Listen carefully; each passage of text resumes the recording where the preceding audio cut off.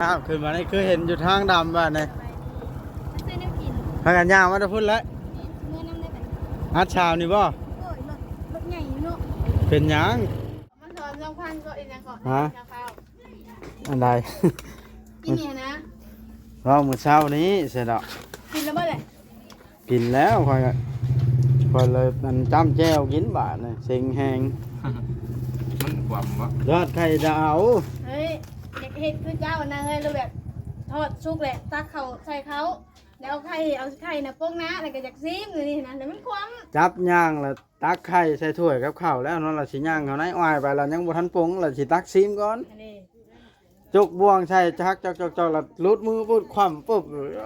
กวบใส่อันสิเท่าเพื่อนนั่นแหละโอ้ยว่าเซ็งเลยอย่าลืมกดติดตามเพื่อเป็นกำลังใจให้ผมด้วยนะครับทุกคนขอบคุณมากๆครับอ้าวเปิดภาพขึ้นมานี่คือเห็นอยู่ทางดำบ้านนี่ซื้อน้ำกินพากันย่างมาจะพุ่นแล้วเมื่อน้ำได้แบบฮัดชาวนี่บ่โอ้ยรถใหญ่เนาะเป็นหยังให้น้องบอยขึ้นก่อนเอาน้องบอยขึ้นป้าเราไม่หนีวะขึ้นเอาป้าเฮาเหรอเอาไฟดับอยู่บ้านนะเอาถือให้นี่นึ่งชุกเลยเข้าสุกแล้วอุ่นเขาเย็นโอ้ยฝนตกคืนนี่ปวดขาโอ้ยแบบไหนเลยได้เฮือนหมดคืนเลยหัวอยู่ทั้งหัวมันนอนเลยเนาะ2 โมงหักห้องนั่นเขายังบ่หัวมันหัวเพราะเขาไม่ได้ออกจากอันนั้นเลยออกจากห้องเลยค่ะนะ2 ก้อนป่ะเมน2 ก้อนนอนห้องน้อยป่ะเมนห้องน้อยแบบห้องใหญ่ห้องบ่หัวมันหัวแล้วมันมีไฟฟ้าป่ะยังประวัติศาสตร์แล้วเนาะจ้างกันผมว่าอย่างมาทำเรื่องแก้วกินแต่คน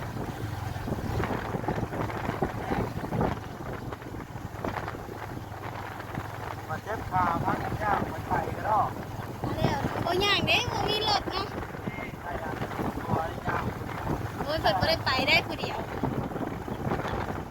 รถได้เลยเนาะ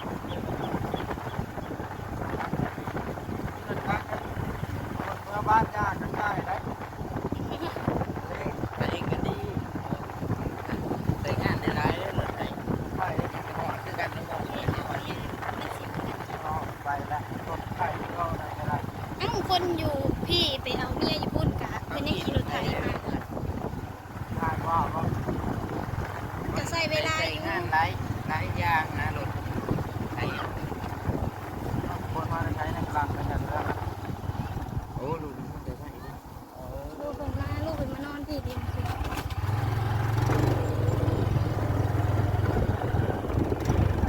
โอ้ยคือมาบึ้นกัดแขน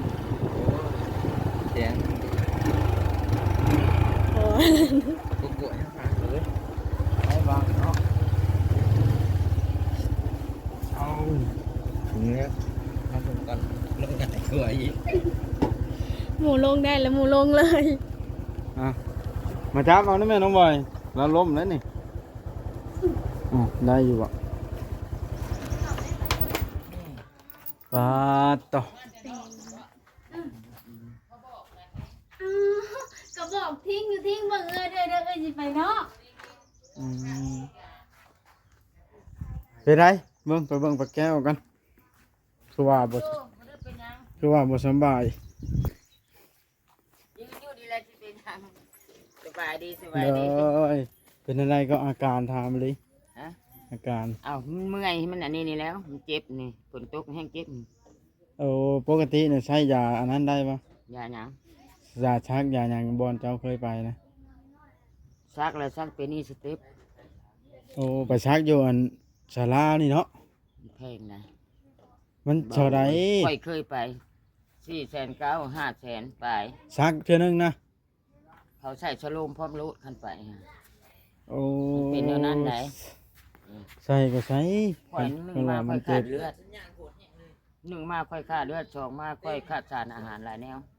ช่วงนึงนะเนาะ เจ้าบ่ได้กินอาหารก็ได้กินอาหารแต่ข้าอัน เอาแต่ข้า มาเฮ็ดเฮือนนี่เนาะ แต่เราก็อุ้ย เพื่อสิได้กินเขียดตัวหนึงติ ว้าวนะ อ้าว ได้ครับบ่ว่าค่อยขาด นี่แต่ว่าเจ้าเฮ็ดกินหยังอันนี้ มื้อนี้บ่ค่อยคั่วกระป๋องปลา สิกินแล้วกินข้าวแล้วเหรออันนั้น กินแล้ว ฮะ กินแล้วเที่ยงก็กินแล้ว แล้วซ้อนรถจักรไปคอยสิพาไปซักยาอยู่ศาลา ทุกชลาบ่ แม่นศาลาใกล้ๆห้องหมอน้อยนี่ แพงนั้นนะฮะ มันบ่แพงข่อยเคยไปว่านี่ข่อยกับพาหลานไปนะฮะ บ่ มันสิแพงจังไดไปถามมึงมันแพงเขาก็ยา ข่อยเคยไปเบิดแล้วมื้อนี้เอ้ยชะโลมอันหนึ่งนี่โอ้ยเพิ่นว่าออกในนี่อีกแล้วอาเชิญไปทุกเสียงนะ เฮามันไปซักยาสิเหรอวะป้าบ่แม่นสโลมนะ ซักยาให้ค่อยจะไปซักดินบ่าเวียดหันมันถือ มันดีอยู่บ่ล่ะบ้า เอ้าแพทย์ไผก็ไปซักตัวในหันนะ โอ้ฮะถ้าว่าข้าวกินน้ำห้องทิ้ง เราซัก ข้าว นะ แล้ว บ่ บ่ เจ็บเราซักก็ถึงอันนั้นถึงมันถึงแน่นะ ให้ข่อยสิพาไปซักเด้อ ก็ขาดวิตามินอีกนะเขาต้องซักวิตามินให้ค่อยนะ ซักยาวิตามินพร้อมเนาะ อ้าวเขาต้องซักอยู่แล้วแต่แล้วเขาก็เบิ่งคนแล้วกะมันสิปุ่มเขาก็ไปซั มันได้สวานนี่ยังบ่ได้ไปซื้อเลยบ่เอา ย่าง เงิน แล้วสิได้ไปซื้อย่างอยู่แล้วเงินนะ คานย่างไปเนาะ บ่แม่นคันย่างน้ำกระทิงคืนนี้ก็ส่งลูก3ลูกเบ้าลาวมาคืนนี้ก็ดึกแล้ว เอาลาวยังมาอยู่เด้อก็ได้ มาถ่าย ตั้งแต่ว่า ค่อยก็นำกระทิงแล้วฮอดไปหินอยู่ผู้ โอ้ เพื่อนนั้นบ่มานผู้ มีแต่ว่าเคลียร์อันนั้นพื้นที่ไว้แล้วค่อยถ้าคลิปนี้จบแล้วค่อยสิพาเจ้าไปซักยาเด้อ แม่นโดย จักวางเจ้าเว้าแล้วคันว่าเจ้าคิดว่ามันดีนี่นี่ นะไผก็ไปซักนะฮะบ่ค่อยก็เคยซัก เอาตามบ่อนเจะเคยเลยค่อยว่าจะพาเจ้าไปสลาซั่นน่ะเจ้ายังมันแพง เอาค่อยก็อันนั้นเงินเจ้าแล้วเนาะค่อยก็ได้ อยู่นี่กับห้องหมอคือกันบ่ คลินิก โอ้ คลิ ย นิกน้อยเขาขายนะ ถ่ายคลิปจบก่อนไปแล้ว ค่อยก็เคยไปซื้อยาอีกก็มันบ่นั้นพวกหมอน้อยแล้วเจ้าค่อยก็เคย เป็นได้อันฝนตกคืนนี่ปะ เปียกอะไรฮะเด็กเอาชาติอันนี้มาปุ๊บอันนี้แล้วก็เอากระตากพึ่ง เตียงเบิดเจ้าก็ได้ จนนั้นบ่แค่นหุบลง บ่อนใดมันหัวเฮือนเลยเพราะว่าเฮาเข้ามาเฮ็ด เจ็ดมีก็ยังเปียกเบิดหา บ่อนใดหัวเฮือนนี่เพราะว่าเฮาเข้ามาอยู่แล้วพี่น้องเอ้ยโอ้หนาวปลาแก้วเอ้ยสิได้ไหมล่ะสร้างก็จักไปทางใดมันนี่ยังบ่ได้เห็นโพอยู่มันฝนตกไฟดับยังมืดคืออยู่นะพี่น้องขนาดว่าซอยแล้วนี่โอ้โต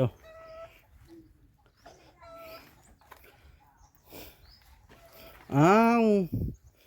หมายไว้แล้วช่างโอยบ่ได้ลุยบ่เลยยังบ่ทันได้ตกลงกัน ลงแล้วแต่ยังไม่ได้ลุย เออเพิ่นไปใช้เดี๋ยวนี้ นี่แล้วดูไก่ดูหญ้าเหรอ สาดก็ใหญ่เลยเนาะ กินข้าว บ่อยเว้าแล้วมาข่าวว่านี่ต้องได้อุ่นแน่นอนว่ะแล้วแม่นอีหลีเนาะเบิ่งข่อยสิอันนั้นกันอืมอาหารเป็นตาแซ่บอีหลีอันนี้อันนั้นบ่อาหารถ้าจะเอาฮอนดอกลูกชิ้น มีแต่เนื้อผิง นี่แหละอาหารเนาะแซ่บตามผู้มัก เลิกบ่ไอ้ลาวมาคืนนี่ กินมึงนะ ก็จะพอสมควรอยู่ใช่เนาะ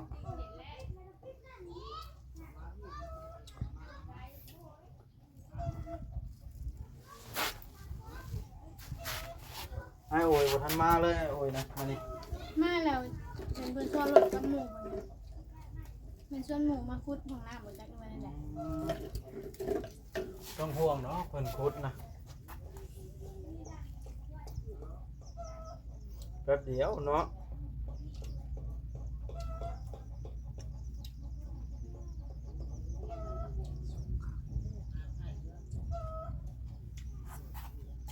โอ้ขึ้นพริกหนึ่งควาบรถบาน หวานมากเลย มันเลยเปลี่ยน ตัวนี้นะฉันน้องแต่อัน นัดกันกับมันเราเห็นว่ามื้อใดไปนั่นนะมื้ออื่นเป็นว่าวันนี้เนาะเป็นวันพุธ มาบนล่างมาเลย คันว่าเราหามันก็บ่ว่างก็จำเป็นต้องพาไปแล้ว เราหาจาระบะ ยัง นี่แหละ ฮะ วันน้องถามเลย ได้แต่ลาวแล้วเอาหาไปก็ว่ากันเนาะหาเฮาก็พาไป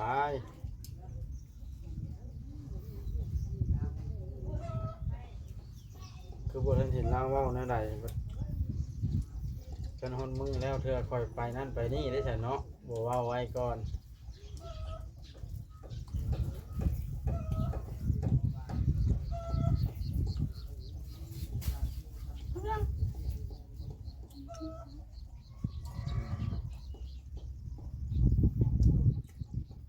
เข้าแล้ว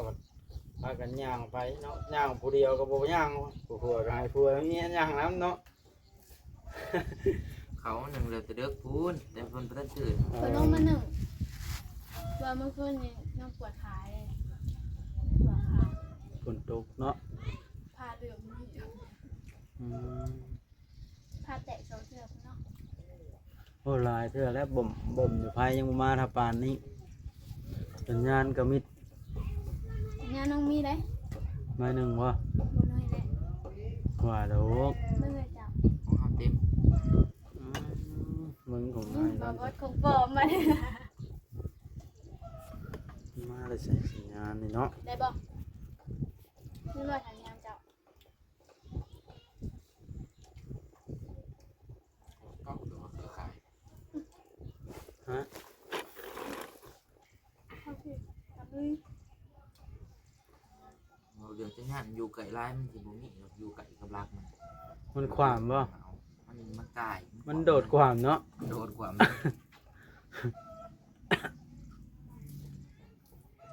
ันมองเห็นผ่านถ้ามองนี่ไว้ผ่านเดี๋ยวเมื่อไร รถถีบก็ขี่เป็นบ่นั่นว่าขี่เป็นแต่รถจักร เป็นเบิร์ดแล้วบุกจะรถง่าย บ่มีชื่อจังบ่เป็นเนาะ มันมีมันถึกเป็นเพิ่นโตข้อยก็บ่ได้เป็นคือกันรถใหญ่แต่เก่าซื้อมาข้อยยังเป็น ตอนชื่อบุเป็นบอก ยังแล้วบ่ทันเคยขับรถไผเนาะ เอาบัตรไปชื่อมาใครเลยครับมาให้ เบาหลีขับมาเฮือนแล้วก็เฮียนล่ะ ก็เลยเทียนให้อ้าย อ่า เพิ่นมีรถก่อนเด้ เมื่อกี้เห็นน้องเห็นบางทีมีรถเก๋งคันสีดำบริหูเลยคนมีรถของตัวเป็นของตัวเอง บ่ฮู้ว่าเพิ่นสีขาวเด้ โทร สี เพิ่น ดำ มาร ถพ่อได้สีดำ เพิ่นมาอยู่วังเฮือนลุงมืดในการรถคันสีด โอ้สร้างเวียงมาแล้วกับสร้างแอน ำจากโอ้บ่ สร้างโอริจะเล่งมือกินได้ไปเจ้าก็ได้ เองได้กันไม่ได้เล เล่ ย นกันเข้า แก มาแล้ว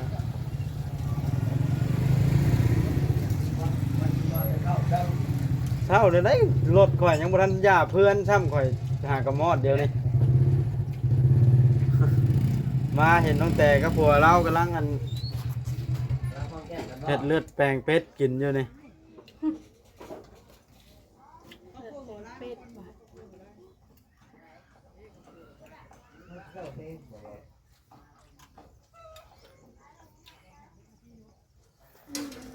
เมื่อเช้านี่อันกำลังอันนั้นกำลังสิกินข้าวตักข้าวหุงใส่ไข่2 หน่วยทอดแล้วย่างไปแล้วชดตักที่ซีมาจุกบ่วงใส่ถ้วยคว่ำปับรถฮะ เดี๋ยวมาเล่าอ้ายฮะบอกยังบ่ได้ไปไกลเนาะ ยังเกาะมันสอนสองพันก็อีกยังเกาะ ฮะ ข้าว อันใด กินเนี่ยนะ เรามื้อเช้านี้เสร็จแล้ว กินแล้วเมื่อไหร่ กินแล้วค่อยเลยมันจ้ำแจ้วกินบาทนี่เซ็งแหง มันความวะ ยอดไข่ดาว เฮ้ยอยากเห็ดคือเจ้านะเฮ้ยเราแบบท ทอดชุกแหละตักเขาใส่เขาแล้วเอาไข่นะโป้งนะแล้วก็อยากซีมเลยนี่นะแล้วมันคว่ จับย่างแล้วตักไข่ใส่ถ้วยกับข้าวแล้วเนาะเราสิย่างเขาในอ้อยไปเรายังบ่ทันปรุงเราสิตักซีมก่อน ำอันนี้ จกบ่วงใช่ชักจอกแล้วลุดมือปุ๊บคว่ำปุ๊บกวบใช่อัน เห็ดคือเจ้า สิเท่าเพื่อนนั่นแหละโอ้ยว่าเซ็งเลยบ่กินบาดนี่จ้ำแจ่วซั่นครับปุ๊บ เครียดได้เนาะ โยกเซ็งแฮง สิโทษเมียก็โทษก็ได้แล้วคือนี่เสร็จน้ำเมียเจ้าคิดว่าเพิ่นได้เฮ็ดปวก ฮะ เอามาให้กินเลยเด้อป่ะเอ้ยกับบ่ได้คือกัน แล้วแชทหาแล้วบ่ เอ้าเห็นเพิ่นเอาหูมเฮ็ดปวกลงเนาะ มีกระดอกใหญ่ใหญ่ๆโย มันอันนั้นเราแคปในสตอรี่ผู้อื่นมาตัวคน เก็บข้างทางเอาลงมาป้า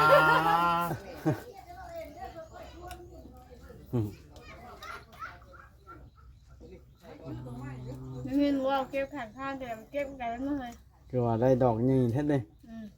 โอ้ยก็สิเสียขึ้นว่ะ ก็เฮ็ดปวกสั่งว่าให้ก็เฮ็ดปวก เขาบ้านทำเอิ้นชุบมาแล้ว ชมเฮ็ดปวกนะเคยมีบ่ คำว่าก้อยอยากให้รูปแบบชุบเฮ็ดนางผ้าเนี่ย เฮ็ดบดเฮ็ดหยัง บดเนี่ยแบบนั้นแล้ว โอ้แต่เฮ็ดปวกก็เคยเฮ็ดแบบนั้นก็มี ไม่เคยเห็นเฮ็ดอะไร เสียบได้ อืม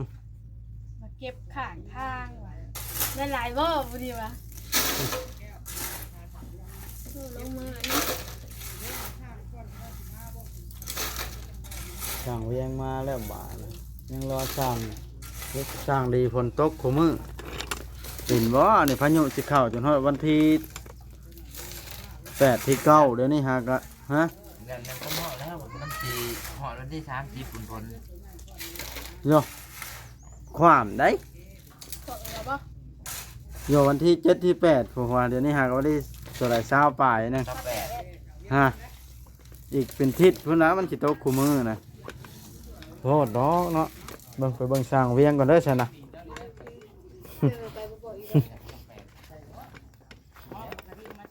อืมสิกอยให้หยังนี่สร้างเวียง เฮ็ดหินมันดิ คือบ่ทันขุดขุมซั่นน่ะ ลองจังหน่อยนี่แล้วเอาหินออกก่อน เอา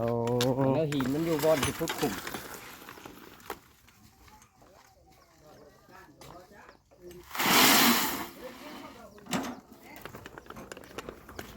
โอ้ยรูปเฮง ลบเนาะ อย่าสวยไข่คว่ำงงเฮง โอ้มีทั้งคือได้เฮ็ดคว่ำอยู่ให้แล้ว มันลดมือบ่ สิได้งงให้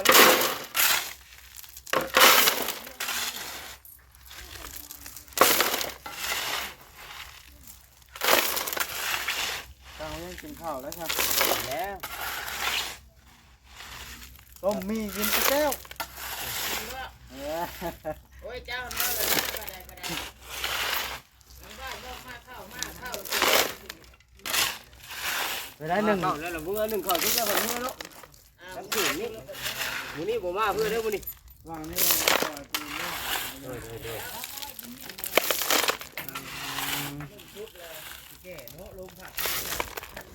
เอ้าเบาแอนมาแต่เช้าแท้น่ะแต่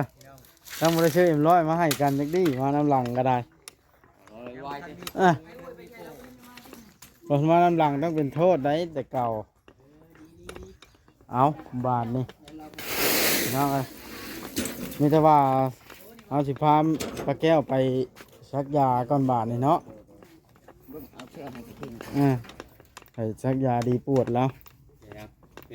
เราปวดแถวกระตุนกระโตแขนแล้วดี บอกว่าสิพาไปชักยา ซักยานะมันกว้างแล้วเคยชักนี่นะว่านะ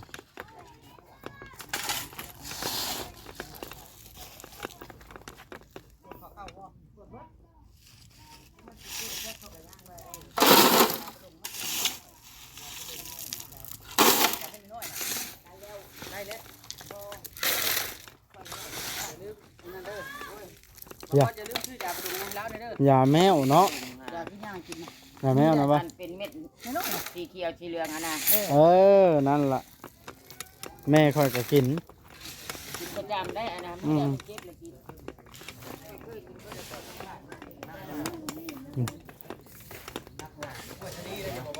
ฮะกล้วยสามเหลี่ยมกล้วยดงขึ้นได้บ่เฮือนนี่ ได้แต่ทางในยังหลบอยู่ บ่ได้สิเข้าไหน ว่าอย่าเข้าอย่าโง่เข้าเกิดหัวใจนะ สิขึ้นมาตัดคลิปอัพคลิปกันคือว่าสัญญาณเต็ม แกนี่เด้อ เอาพี่น้องเอ้ยมันหัวสองป้อนเหรอเห็นแล้วหัวสองป้อนสั่งไปยังไงนี่ชื่อไหนนี่มีแต่ว่าเฮาอยู่นี่ประจำเฮาแก้ก็ได้เนาะจำนั้นนะเอาบาทนะที่ได้จบคลิปลงก่อนบาทนี่พี่น้องเอ้ย